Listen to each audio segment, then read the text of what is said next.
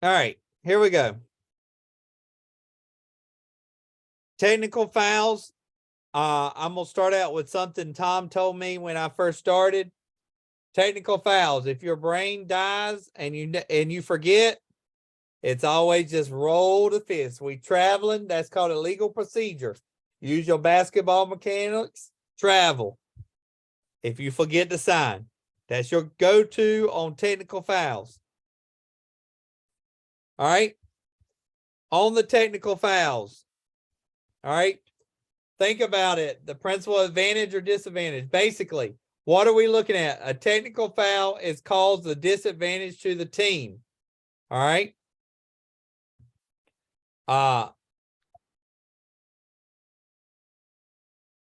Some of the technical fouls. You have the motions, all sides. All right. That's when you got too many. Down low. Remember, we count forward, not backwards. Match them up, and then they go. Remember, if you see a body on offsides, as we go through these, I'll give you more tidbits. But offsides, if you see someone running back and no one comes to take their place, good chance that they were offsides. Count it in your head, and then look and see what you got. Crease violation. All right, those you do girls, that is the circle that goes around the goal.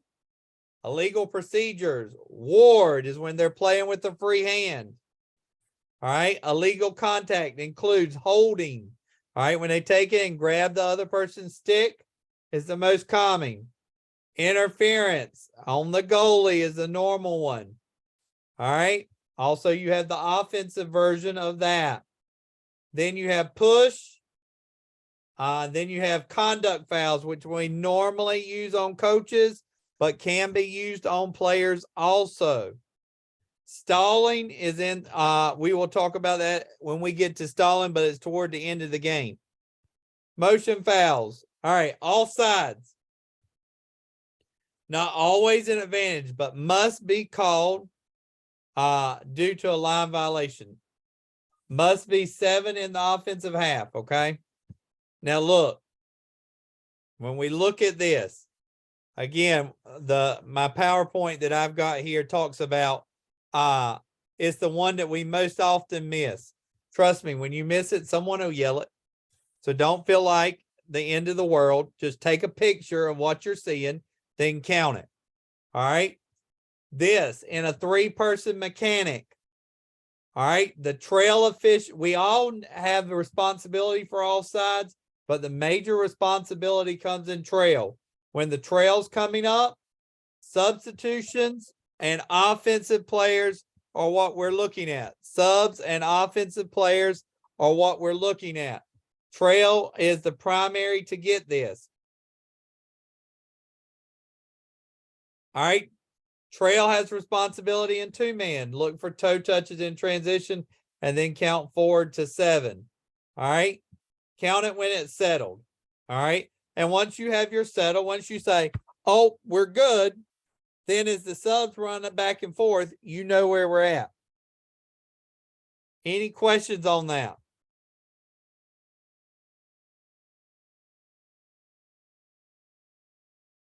All right. I will tell you another trick that will help you.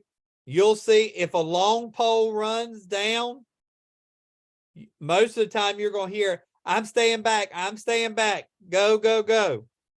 A shorty's going to stay back. If you don't hear that, there's a good sign. If the long pole's down there, start counting. You probably got a problem. Any questions?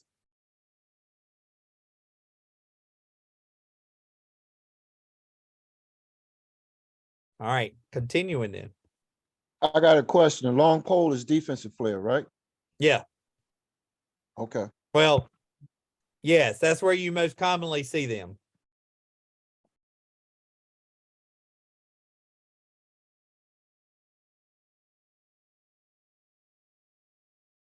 All right, here's the video.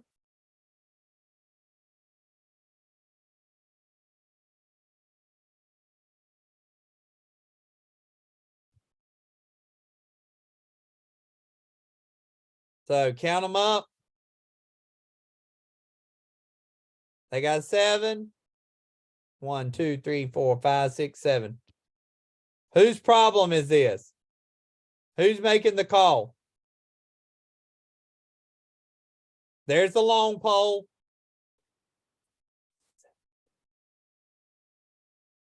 Who's gonna have that call? There's 2 people that can have it. Trail or the C? Trail or the C. The C's focus. Look, C's down here. Single side's down here. Trail's coming up. What's the sign that the C should have in their brain? Oh crap, count. Look again. Why should the C be saying crap, count, count, count? Who's got the ball? What kind of pole has the ball right here? Pole. A long pole has the ball. All right, so that's your first sign. Long pole has the ball. Houston, we may have a problem. All right, look. That's when you start recognizing your scenarios and start counting ahead. Soon as that long pole gets it. I'm not seeing anybody. Matter of fact, there's my guy running up the middle.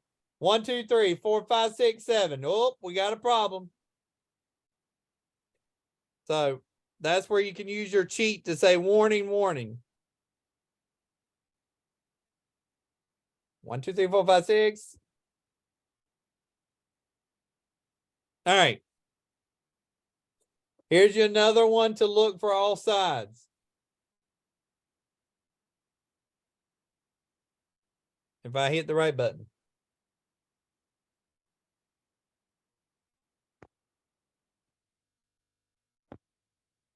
All right. Who is offsides this time? Offense or defense? We can't really completely tell, but it's defense. My man gets knocked over the line. That's why we officiate the line. See, you're there till that ball crosses. Once that ball crosses and that line's no longer be threatened, that's when you go down. That's why C's primary goal is to get to that line. After the turnover and we're in transition, lead is hauling tail, trying to get down. We're in a 2-man game with C and trail. All right, C's hauling butt to get to the midline. Once the midline is passed, that is when hopefully the lead is set up. So now we're doing a 2-man game between the lead and the C because the trail is cleaning up everything, doing the substitution, and looking for offsides.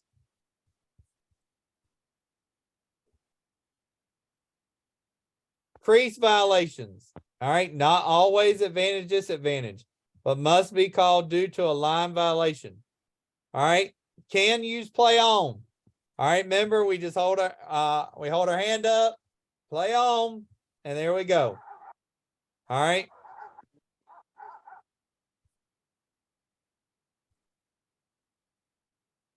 Crease violations. All right, let's talk about them. Shots by the offense, we should call those immediately. That's a credibility thing. All right, if they step on the line, that's when we have a problem. Hey, Tom or Greg, one of you unmute and talk about what we're looking for in crease.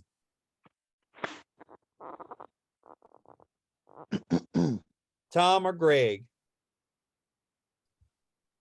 Okay, I'll take it. All right. So crease violations, we're looking for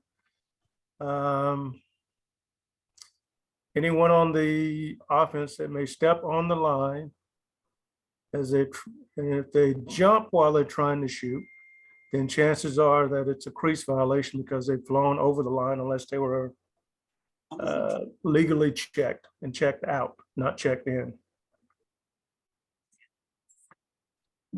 All right. Well, I'm trying to Zoom on my phone since I got a new phone now. But so Greg is partially right. If a kid jumps, there's a difference. If he jumps straight up and down, we don't have anything. But if he's jumping and breaks the cylinder, once he leaves his feet, he loses his goal. So as soon as he jumps towards that cylinder, whether it's a goal or not, it's a crease violation. If the ball is loose, going back to what John said, if it's shot and the goalie makes a save and the ball is loose in the crease, but the guy's in there, say in front of the goalie, we need to go ahead and kill that now, get that guy out of the crease, because in his path of trying to get up, he might hit the goalie or somehow interfere with the goalie. So if they're kind of in his way, we need to kill it, get him out, get the goalie started with no immediate danger.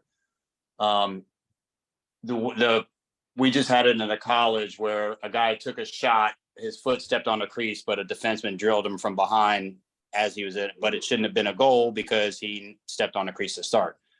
So you have to watch that contact and you have to see where he's shooting from. Like Greg was saying, if he jumps up, if it's towards the crease, then you're not going to have anything.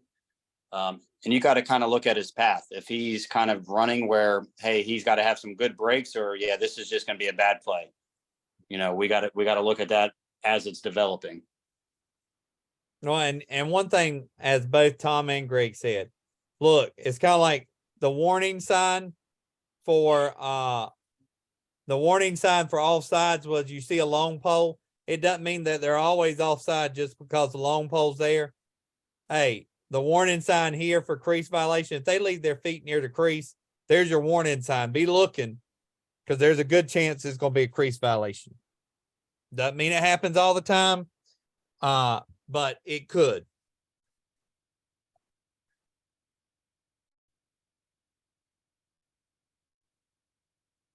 All right, our favorite and most popular call, illegal procedure. All right, it's a category, not a call. Look, it just includes a lot of lines. All right, what does it include? Equipment. All right, look, guys are popular for fish hooking. Guys, don't get them the first time. And people will tell you I'm the mouthpiece police. Trust me, I know my reputation, but I warn a lot of times before I call it. All right, and here's the other thing I'm gonna tell you: be smart about it. All right, a legal procedure. All right, do it where it hurts them the most and keeps the game moving. All right, remember the clock is our best friend. So if they ain't got no mouthpiece and they're not in imminent danger, wait till their team gets the ball. Then do a legal procedure, send them out, and then they turn the ball over and we keep going. All right, if you do it while they're playing defense, that's one flag down. Then we got to report it, 30 seconds, and we're doing all that. Unless they're in danger, don't do it. If they're fish hooking it, they just put it in their mouth and have it hanging out like this, like they got a fish hook. Guys, get the mouthpiece in. Get the mouthpiece in. Hey, if they don't listen to you, they do so at their own risk. All right, illegal procedure. Remember, this is a big thing that they're putting on this year. If the field's not properly marked. All right, John. Go ahead, Tom. Sorry. On the mouthpiece thing, totally agree as far as, telling the kid. But once we tell that kid, go ahead. It's always good to tell the coach, hey, coach, I've already told 23 a couple times about his mouthpiece. He needs to make sure he has it in. So that way, if it happens and, single side calls him for a mouthpiece and he was like, hey, what did he call him on, coach? He didn't have his mouthpiece in. That way, the coach is not mad at you screaming across the field. He's already told little Johnny, put your damn mouthpiece in. And if he doesn't do it, he's pulling him off the field. Yep. And here's what I'm going to say too on that. This is why radios are important, where we can communicate. Hey, I hear that single side's telling them to put the mouthpiece on trail as I'm coming up. Hey, Scott, I need you to tell your boys to put the mouthpiece in. My single side's already warning them. And that's when the radios help. The markings of the lines. Hey, I know we all have pregame responsibilities. Hey, referees, assign your umpire or your field judge. One needs to be going up and checking the clock and going over all the clock procedures. The other, they're in charge of the field. I don't care what order you do it. All right, you can send your umpire up to the press box and your field judge check the field. If you have me, I'm always going to tell the umpire now to check the field. In the past, we haven't really had that big of an issue with it. We all kind of check the field. Make sure we check it when we first get there. Ours first responsibility is tables. All right. Then our next responsibility, all right, is making sure the clock, making sure the field is proper. We want to do these things first because this gives us a chance to tell the coach so they can fix it before the game. So we want to give them that chance. Then we go as a crew to meet them. Are they legally properly equipped? Whatever. Umpire, also, you got that face-off meeting. So umpires, that's the reason I signed it to the umpires. My goal would be umpires, check the field, check the nets. All right. Once you've done that, go ahead and have the face-off meeting. Or ask the coaches to have the face-off meeting. If they don't want to do it, they don't do it. Remember, coaches are invited. All right. But we got to make sure these markings are correct. And in Fayetteville, this is going to possibly be a problem because the Parks and Rec, they are the ones who draw the lines. And they don't always read a rule book. I'm just saying, make sure them sub boxes are right, the right length. All right, restraining lines. All right, we're talking about legal procedure. If they leave early from behind the restraining line on a face-off, that's a legal procedure. All right. Always voice the violation. Legal procedure, leaving early. Just where the coaches know it. Substitution, same thing, leaving early. Boundary. All right.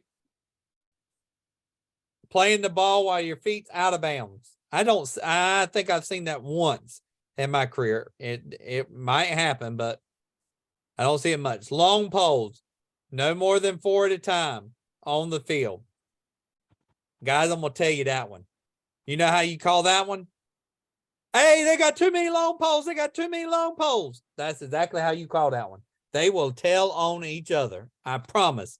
As soon as you hear there are too many long poles, you normally see a flash of lightning come running trying to get to the sub box.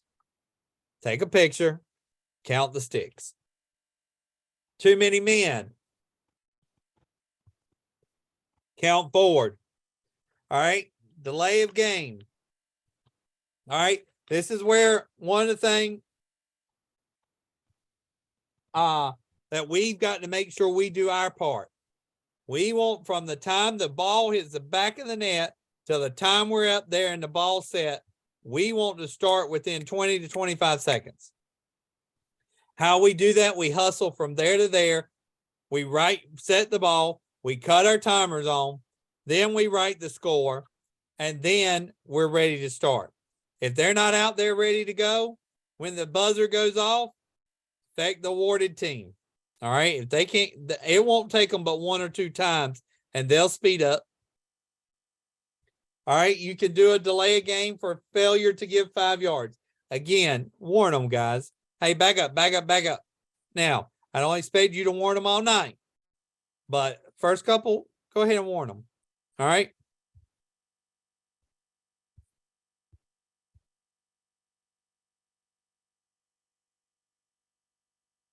Illegal screens or illegal picks. All right. Here's where you got the 2 big things that you see in the moving pick world. Number 1 is they're going to hold the stick wide. All right. They're going to hold it horizontally and they may even move it to catch the person as they go by. All right. The other one, they spread out their legs further than shoulder width apart. I have seen them look where they're about to do a split, trying to get so daggone big. They look like I do when I'm taking a squat, and I ain't talking about in the gym. All right. I know some of your brains just died. All right. Look, shoulder width apart. Stick's got to be within the shoulder frame. All right. They like to lean to the left, lean to the right, like they're stretching. But here's what a lot of coaches, and if we're not careful, we will miss it. In order to have an illegal pick, You got to have contact. Just because I'm setting up with my stick horizontally and the defender runs around my stick without ever touching it, they're going to be coaches yelling at you. That's an illegal pick. That's an illegal pick. No, it's not, coach. You got to have contact. Now, the moment they hit that contact on that horizontal stick, okay, that's the illegal pick. Hey, John, Yep, where are you getting there has to be contact? from the rule book. When you get that, send that to me. I will. Because there's with a lot of the kids now playing indoor, even if a kid comes sets a pick and then he before contact would be made, he rolls and basically rolls into the path of the defender. That's still creating an advantage for him and a disadvantage for a defense, and that still is considered an illegal pick because he's moving into the guy's new path. Well, if you're rolling, you're still making contact.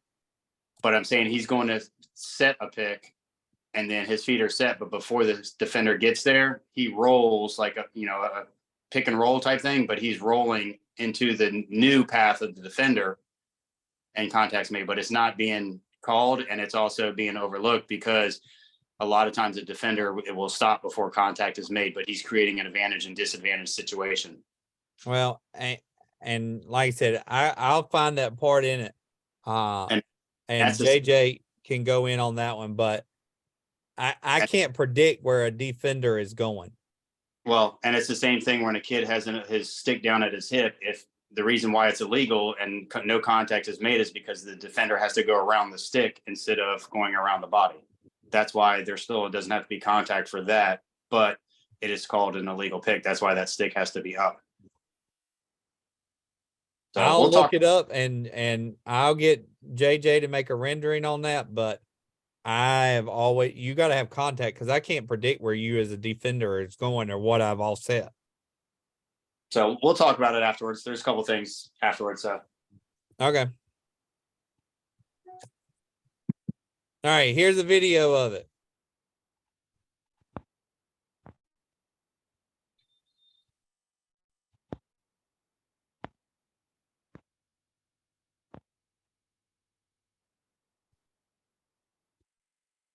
So the pig's down here on the bottom side.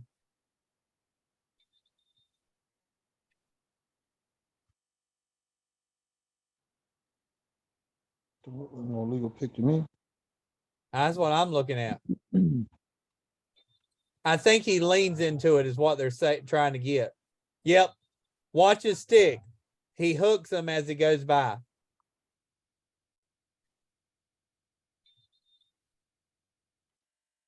Yeah, in that one, he hooks them as he goes by.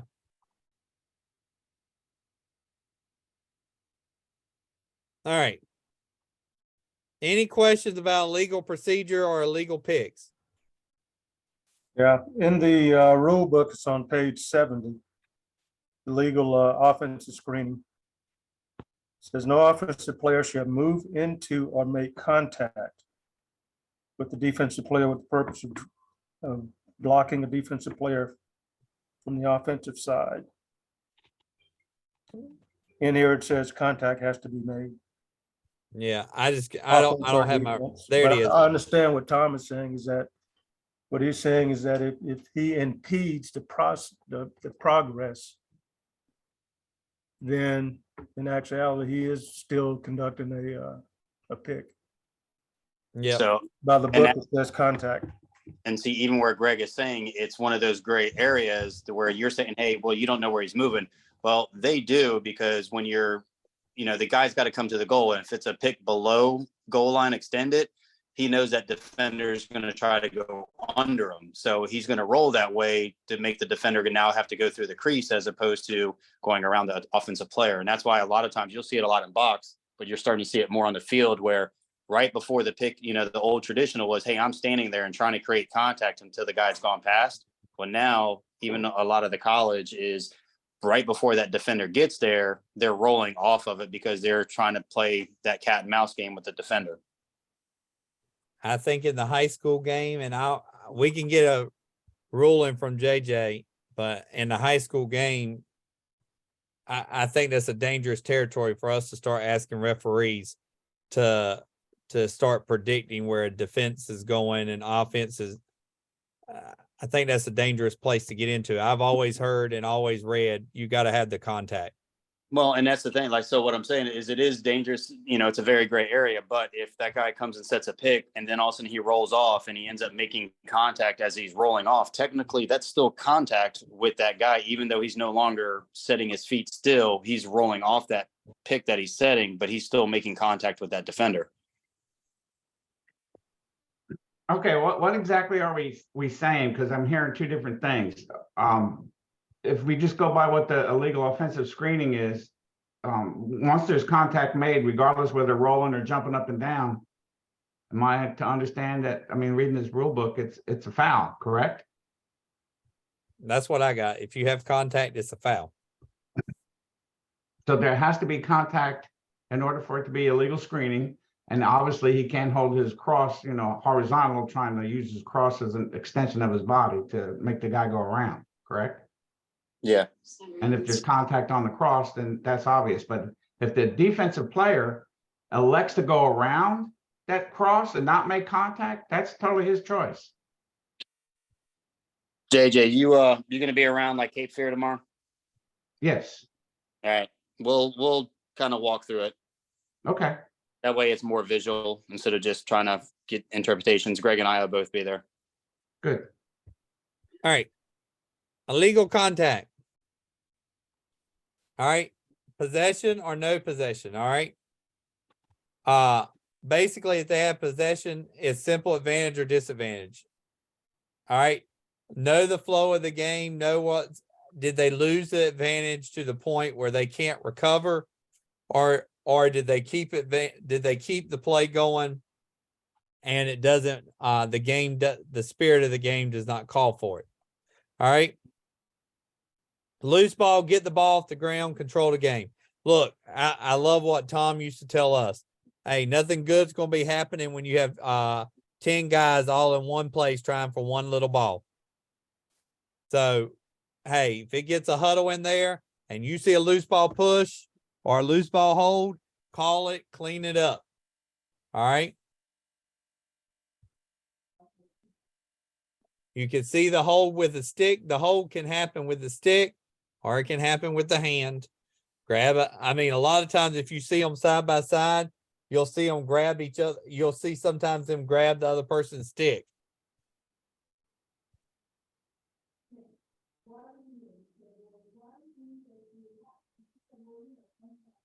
All right, here's an example of a hold. In this clip, White has the ball and is dodging to the goal, but he is held by the red long stick defender around the neck. This is a common hold seen in lacrosse games, and the official correctly throws his flag.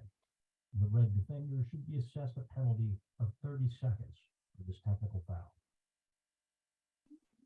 Let me tell you, that referee threw that thing a mile in there. Here, White has the ball behind the goal, and he passes to his teammate, who is held around the neck by the red defender. The red defender's stick comes up and around the white player's neck and disadvantages him from finishing his shot. I'm telling you, I'm probably giving that more than a hold. On-field officials, and the red defender should serve a 30-second penalty. I'm going to apply, in that scenario, I'm going to apply the U.S. lacrosse rule. If they're saying 30 seconds, it's probably a minute. You can't call a minute on a hold, but that's at the head or neck. You can say unnecessary or a legal body check. I'm probably going a minute on that last one. The first one, I think that's a valid hold. That one, it's head or neck. He didn't need to go there to make that play.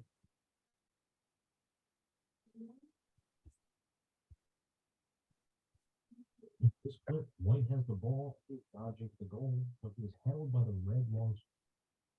All right, pushing. Again, know the flow of the game. If it's on the ground, get it off the ground. All right. Pushes when they extend. All right. Front or side is legal. That's the big one. Front or side is legal. Within 5 yards on a loose ball is legal. All right. They got to be within the ball. You can't just clean someone's clock that ain't got the ball.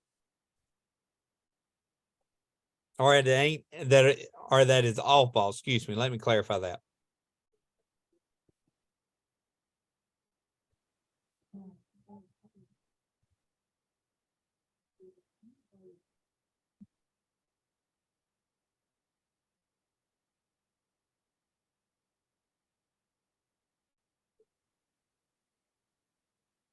We'll look at that one more time.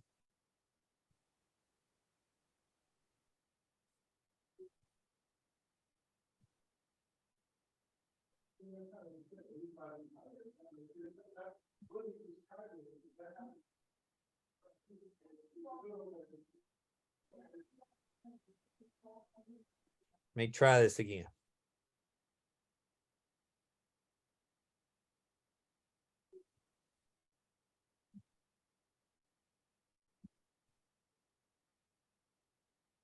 He made no attempt to play the ball. He just shoved the boy out of the way. Point to the ground, lose ball, push, and then go.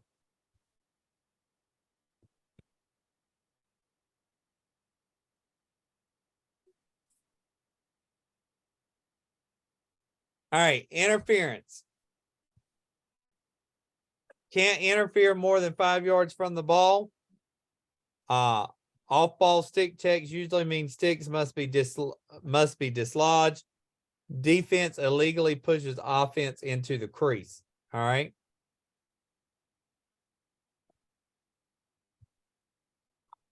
I'm trying to think of a scenario that it doesn't cover.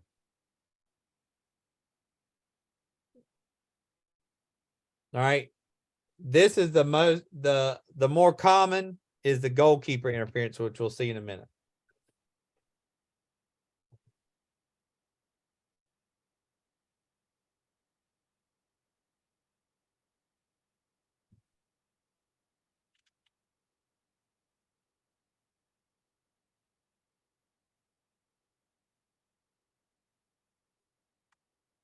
I ain't see anything there. Let's try this again. I'll tell you another scenario when we get done watching this one. That's often missed.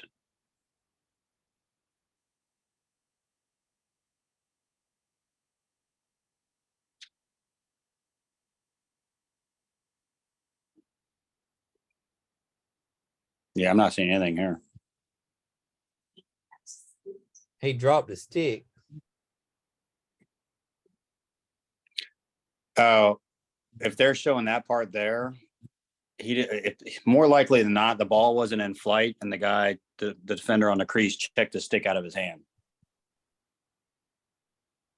I just saw the flag this time. So yeah, I'm guessing he did something with a stick. That ain't a good video. So yeah, more often than not, what happens with that one is when the guy's like just carrying the ball and the ball's not passed or in flight, the defender's not supposed to, check his stick out of his hand. So if the ball is in flight, you can do that. The one that's missed quite a bit is when a goalie makes a save and the single side is turning and running upfield, but he's not keeping his eye on the play, and the guy's now running between the box and midfield line. If the new defensive team basically knocks a guy off his path or creates, body contact, that's technically interference.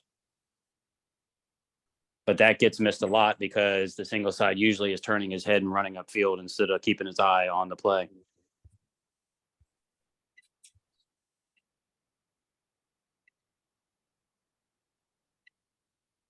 Oh, there it is. All right, so who can tell me why are we killing this immediately? Not named Tom or Greg.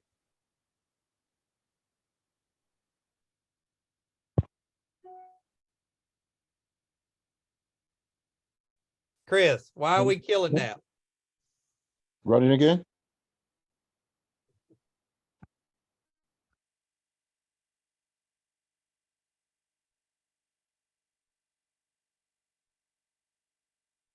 Oh, right there in the, is that the crease, called the crease?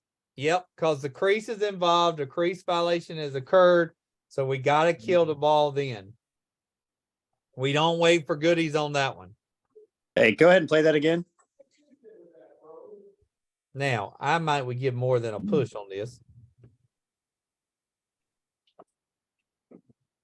Nah, No, that's, yeah. that's If you, just a push.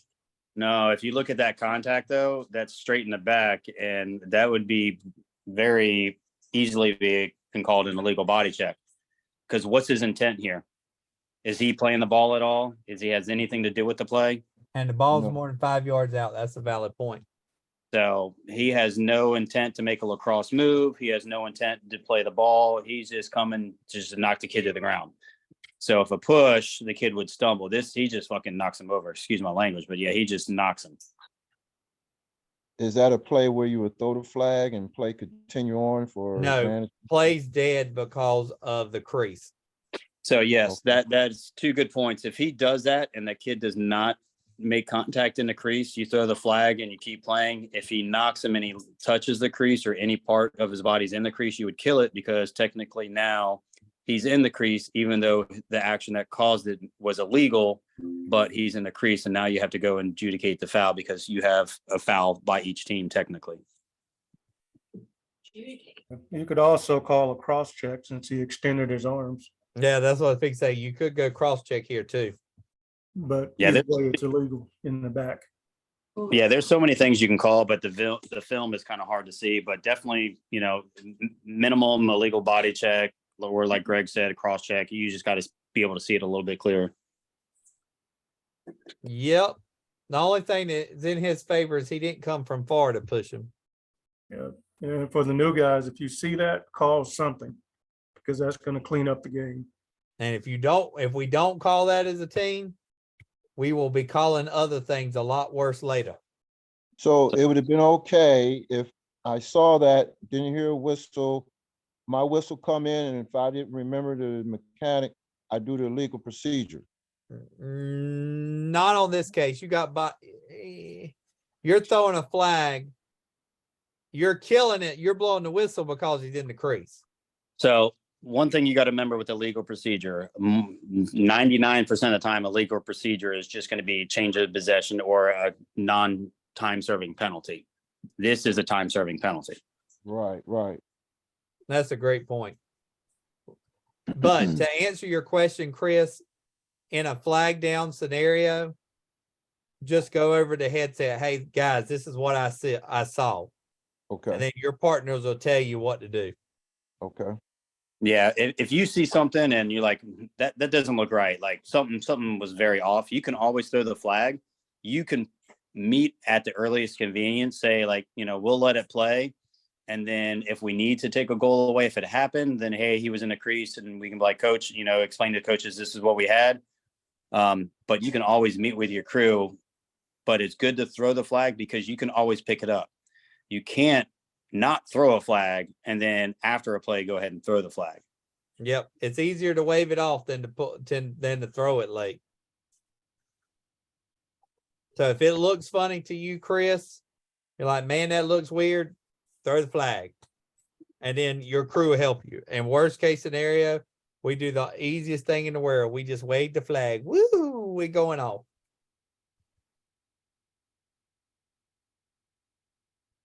And trust me, everybody on this call who has experienced calling lacrosse, they have practiced the motion of waving a flag off.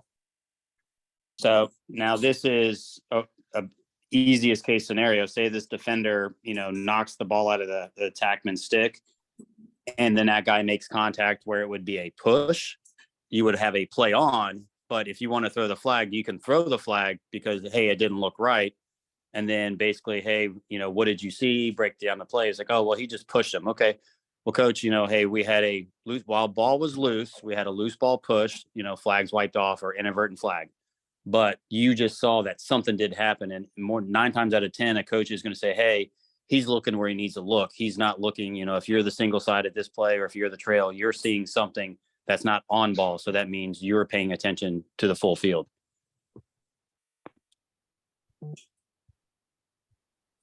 All right.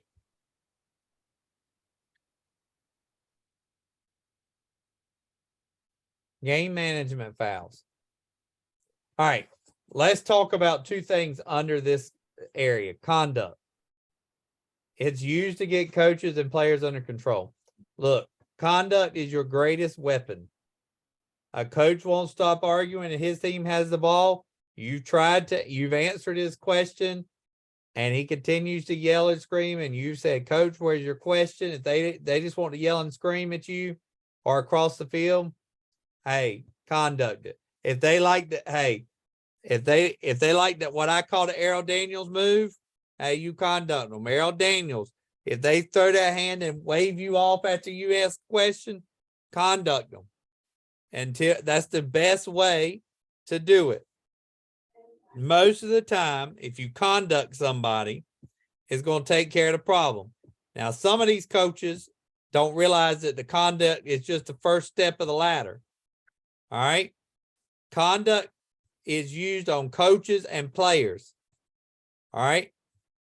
Guys, talk to the coaches. The coaches have got to stay in the box. The players have got to be out of the coach's box. Make sure you have that established before the game and you keep it under control during the game. That's going to clean your game up. That's also going to calm your CMI. That's going to calm that area down. Is if you keep the players out of the coach's box and you keep the coach in the coach's box, then that's going to calm that area down. All right. We use a conduct before going to unsporting. Remember, coaches get 1 minute on the unsporting. They get 2 of them. Here's the key word. There's no DQ for a coach. I repeat, there's no DQ for a coach. And for John Owens, there is no DQs of a coach. They are ejections. And I said this because I screwed the pooch. All right. I need to add something there. Go ahead. If a coach waves an official off, that's unsporting.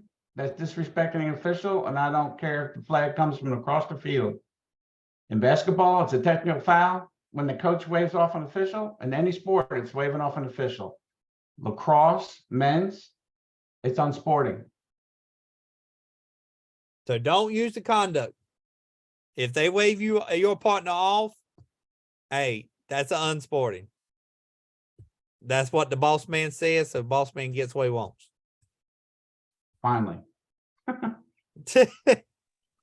That's this happened many years ago in a college game, but that's the same thing. If you are, bench side in transition and a call is made and the coach is saying something about the other official belittling them or whatever else, you heard it, you can make that call.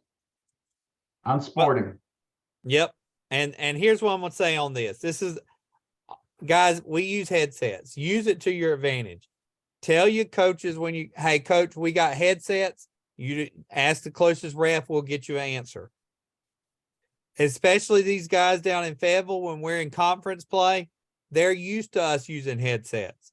They will ask the nearest official and they expect you to get the answer the next time. Don't tell them there's no need to holler across the field. I got a headset. And if they want to holler across the field, that's unsporting or conduct behavior needs to be dealt with because they know good and well they don't have to do it. No, just for clarification, I mean, arguing a call, and expecting and demanding an answer right then and there. I mean, that's conduct. I have no problem with conducts. But when they disrespect the official or wave an official off, that's unsporting. Just for clarification. Any other questions on it? I will say that most of our coaches have gotten this issue fixed. Also, hey, this can be used for assistant coaches. Remember, assistant coaches have a 0 tolerance policy. We hear one voice. First time you hear an assistant coach trying to coach you up, hey, coach, we're going to hear your voice only tonight. If that don't work, conduct, unsporting. Whichever way you got to go. Again, it's a ladder. Try to use, if you can, use the conduct. But sometimes you can't because they just automatically bump it up to the unsporting. Just like I'm going to tell you, when you use the conduct, it's most effective in taking the ball away, not serving the 30-second penalty. The most effective part is taking the ball away. All right, stalling, discuss, you're gonna talk about it in your pregame, but more than likely, if this is gonna be an area, you're gonna talk about it during the halftime or during the third quarter break. All right.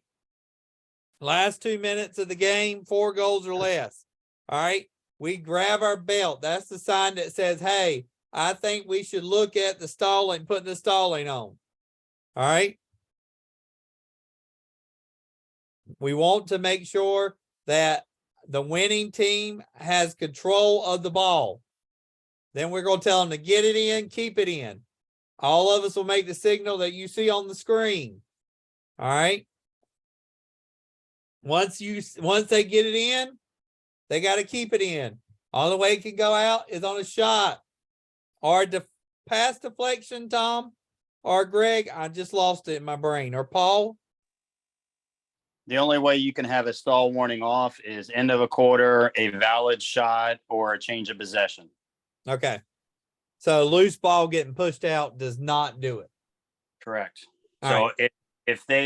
if he tries to make a pass and a defender knocks it and it goes out of bounds, you don't have anything because, just like over and back, it's created by the defensive player. But if he makes the pass, he overthrows it, it bounces off the stick, goes out of the box, then yes, it's off the offense. We're going the other way. But if he makes a shot and it hits off, post or a goalie, that resets it. There we go. All right, guys. Any question about illegal procedures?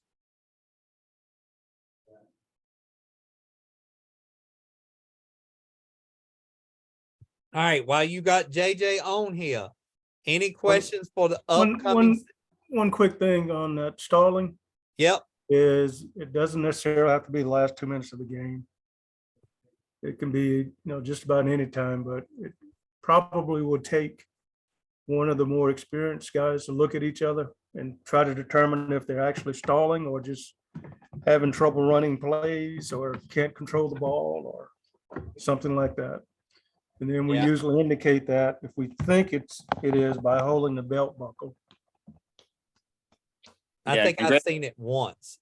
Well, that Greg's got a great point about it, and it used to happen more often here, not when it started expanding in Raleigh. If a team is trying not to run up the score and it kind of sucks to be like, hey, it's 15-2 and you're halfway through the third period. What I would usually do is go up to the losing coach and be like, hey, coach, are you interested if we have that opportunity to put a stall warning on? Because a lot of times when you do that, that offensive team is now getting closer to the goal and they're going to score again. You also have to look at the defense. If the defense is not extending out and not applying pressure, you really don't have anything. And I agree with what Greg said 100%. If you're a new person, you can suggest it by grabbing your buckle, but let your veterans kind of guide you on that one. And so they'll help you on it. Tomorrow, That's the mechanic. You grab your buckle. you grab your belt buckle until your team, and once you get the belt buckle back from your partners, that is when you put the stall, you officially say, get it in, keep it in. I would say the best thing to do is once you do that and be like, hey, John, what do you think? What do you think? Hey, are you ready? Once they get it, hey, a lot of times coaches will see that and they'll tell the players to go to the goal. So that way we never really have to put it on because they're kind of reading us as well. Oh, okay. And And the that other thing that'll happen in that scenario, as soon as some of the coaches start seeing us grab for our belt buckle, they'll call timeout. Because a lot of the teams down here don't know what get it in, keep it in means. That's a preventative officiating on a preventative officiating signal that coaches are aware of. Yeah, that's kind of an unwritten rule that was, it's not in a rule book or anywhere you'll find it, grabbing the belt buckle. But yeah, a lot of times, even a new coach, if you start verbalizing it, they're like, oh, what are these officials talking about? And they might ask you and be like, hey, coach, we're looking about putting the stall on you. All right. So as soon as they start reading that, it's game management for them. They're like, all right, well, hey, we're going to keep it out as long as we can until they start talking. Then we're going to go.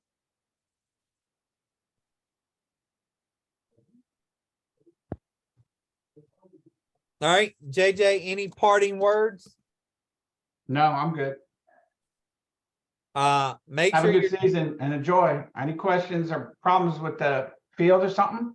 Shoot me a text, email, or give me a call, one or the other. put your scores in Dragonfly, please. Might as well prep for the off season, and it makes it easier for the teams and everything to see the scores. It also helps that JJ can see it when assigning. He knows what the team schedules are a little quicker. And if the AD's calling, he has more information at his fingertips. So please put your scores in Dragonfly. And it may give you a red message saying it's not valid. Every time it's given me that message, it kept the score. So just know that it probably kept it. Remember, if you, in your games, if you have a bunch of fouls, that take a picture of the score sheet. All right. And send it to text it to JJ. If you have an ejection, we do not talk about suspensions. Everything's an ejection unless, until you talk to JJ. It's easier to go from ejection to DQ than it is to go from DQ to ejection. Before you put the report in, make sure you've talked to JJ. Oh, okay. Let's talk about that for a little bit then. The handbook stipulates in all sports what the mandatory ejections are. Last year with that incident we had at one of our games, there was one item was added to that mandatory ejection, and that was flagrant contact. So if you have a flagrant contact and you feel he needs to be ejected, go ahead and eject him, but you need to let me know right away because I know I'm going to get the call. And I had the game film, and I went down and showed it to the coach and explained to him what his penalty report looked like. He had 16 minutes of penalty time. So they played over a quarter down a man and lost 15-16. So that penalty report helped them. And it also helped me explain to them that there was 3 flags and 15-second decision to eject, which is uncommon with 3 referees. And I will support it. I don't overturn them. And all appeals go to JJ now. All right. Any other questions? Check Dragonfly often. Remember, again, referees, you should be contact your crew at least 24 hours in advance. If we are expecting bad weather, possibly on Thursday and Friday, if it's rained out, you'll get a message from me or JJ. Referees, contact your crew. Oh, that's a good point, John. Because I've got Raleigh as well on the women's side. If an AD can go into Dragonfly and cancel that game anytime up to the game time. And I've asked the Raleigh guys and the ADs in Fayetteville that if they cancel a game within 2 hours of game time, because I may be traveling, that I asked them to text the crew as well. So make sure if you get that text, the game's canceled, send that to your entire crew if you're the referee. So now I got a question on that. Being that also I'm traveling a distance, I know in the Wake County area, I mean, years ago, it was if you're in travel and a game gets canceled, you get partial game, if not full game, depends on the notice before. Would that be the same, or we don't know on it? Well, what's your question first? So if I'm in travel and I'm going to the game and all of a sudden that coach, like you said, has up until game time canceled, say if it's 20 minutes before the game time, do I get any partial payment for that game, or is it I'm just SOL? Okay, no, you're not SOL. On the game day, when you leave your house, you're going to get half travel, half the game fee rather. Okay. If you show up at the field and they cancel the game while you're at the field, that's a full game fee. All right, just want to make sure.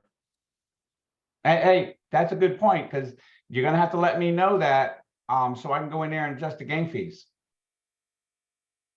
I try to keep everybody as close as possible. So if you're going past 15, 20 miles, it's because it was towards the end of the list. but I try to keep everybody within 15 miles of their home or work or however it works. That in Raleigh. Yeah, well, that's true. That's in Raleigh. Down here, most of us are 20 minutes away. 20. I said most of us. You're special. Oh, thank you.